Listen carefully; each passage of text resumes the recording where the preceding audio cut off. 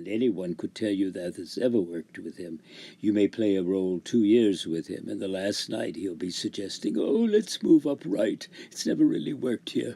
He did that to me. I had a little exchange with him in the party scene, and we did it different ways. And finally, the last night of closing in June of '66, he suddenly mumbled to me, this never worked properly here. Let's move up left. Here I go. Follow me.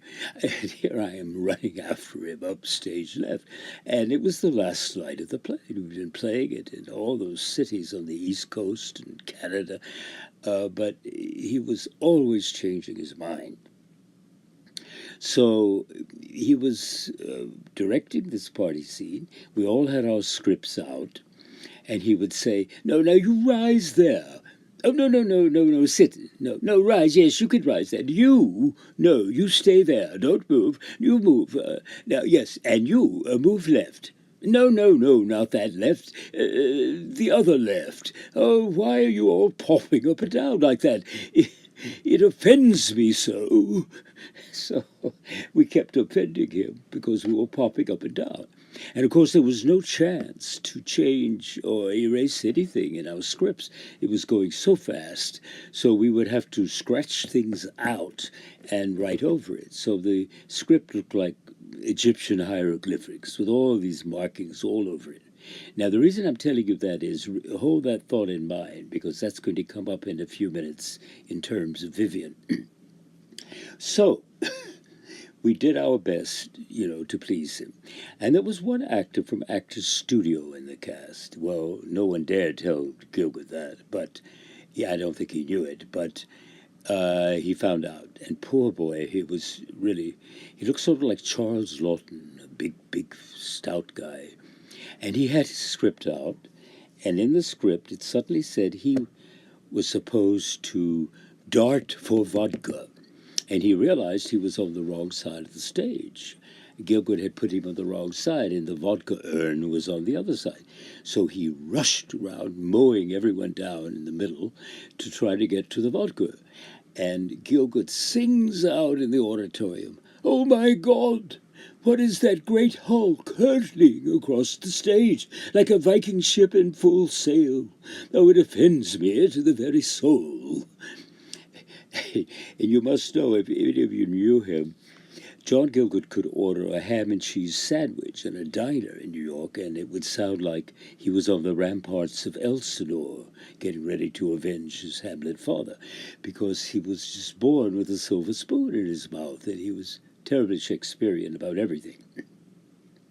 However, he always said there wasn't a taxi driver or a waiter in America that could ever understand a word he said, so he didn't feel that he got very far anyway. However, so our scripts were a mass, as I say, of markings. Now, in the afternoon, herself arrived after lunch. She came in a beautiful brown mink coat, I remember, and Jack's arm. And we all sort of instinctively lined up to be introduced to her. Rather like in England, you do for the Queen. The actors all line up and the Queen walks down and greets each one and they all curtsy and whatever. Well, Vivien was so regal and so beautiful, and the Brits used to say, a lot of them, some of them in the cast, well, Vivien should have been the Queen of England. I mean, she's much more imperious than Elizabeth. But anyway, she went down the row. And I was at the far end, one of the last she got to. And to my left, she first got to her understudy, who was a lovely, lovely actress, Esther. And Esther was Benson, and Esther was a friend of mine from the past. I had known her in the theater for some time. And we were both so excited. She got cast as Vivien's understudy, and I got cast as Jack's understudy. So we were pretty happy couple.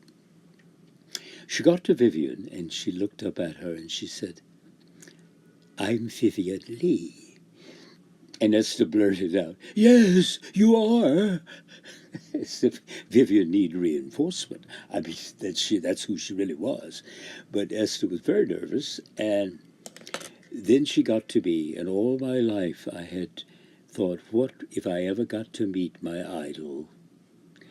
What would I say to her? What would she say to me? What kind of talk would we exchange? And I couldn't imagine what it would be.